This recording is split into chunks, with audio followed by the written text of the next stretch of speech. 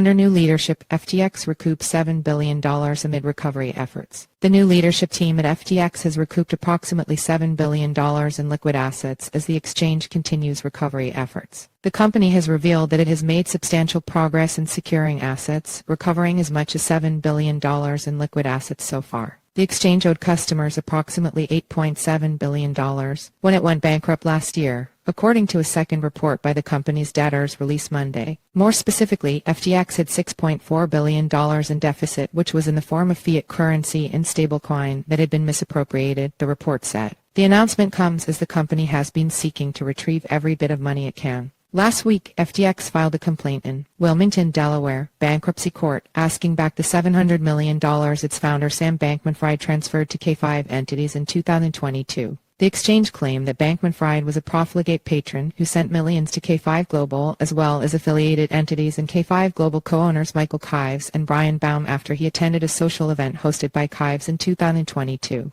FTX has sought the return of funds, describing the transfers as being carried out without receiving equivalent value and, more importantly, avoidable, meaning that they can be reversed under the bankruptcy code or other laws. In another bid to raise funds for users, bankers of FTX are looking to offload their stake in AI startup Anthropic. Perella Weinberg, the boutique bank overseeing FTX's bankruptcy proceedings, is reportedly discussing the potential sale of Anthropic's stake with interested parties. Meanwhile, the bankrupt crypto exchange is facing escalating legal and advisory costs. According to filings submitted by the exchange's bankruptcy advisors, the advisors have billed the company a staggering $121.8 million in fees and expenses for the period between February 1 and April 30. FTX misused and commingled customer funds. In their latest report, the FTX debtors reiterated the commingling and misuse of customer deposits at FTX by the company's previous management team. From the inception of the FTX.com exchange, the FTX group commingled customer deposits and corporate funds and misused them with abandon at the direction and by the design of previous senior executives. John J.